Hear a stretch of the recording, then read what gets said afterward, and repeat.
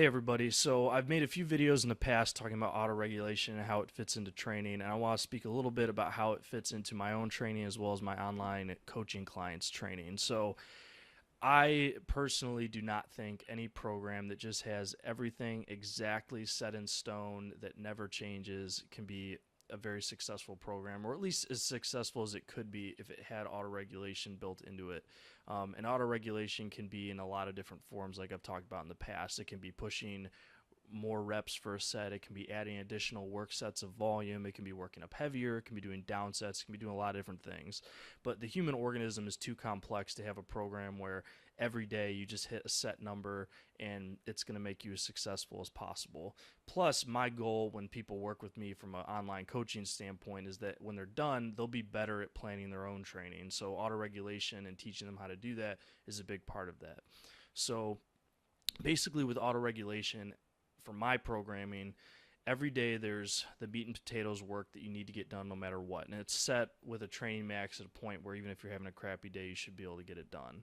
And then there's additional auto regulation options that'll typically allow you to do a couple different things. Either push a top set for more reps, much like some other programs like 5 through 1, fifth set, things like that. There's another day where you'll have multiple sets of submaximal reps. We're trying to work overall volume and technique. And if you feel good after those sets, you can do additional workup sets.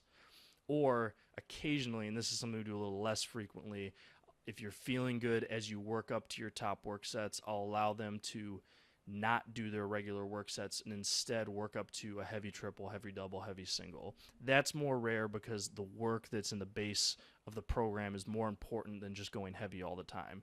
But if we're trying to get a handle on what your peak strength is about, I may allow them to do that occasionally. So you have all these different options. Typically, every day in the program will have some sort of auto regulation option to either back off, push reps, do workup sets, do down sets, work up heavier.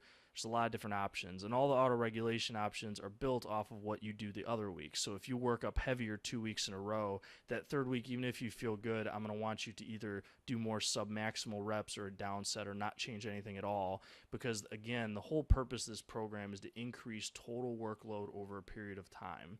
And this is something actually I talk with Jim Wendler on our podcast episode that'll be out in a couple weeks. We talk about how it affects programming, but with that being the goal, we don't want you just working up constantly heavy, as much fun as that is. So those auto regulation options are built into pretty much almost every day of every week, and over a period of time, you should start to see patterns. And I help my clients see the patterns, hopefully, of what their auto regulation decisions, how it affects their future success in their program, and what they're able to hit for rep records and max reps and things like that, in their heavy sets, and then ultimately on competition day, how that success plays out. So that's an idea of how auto regulation factors into my programming for my clients, and I do the same thing for myself.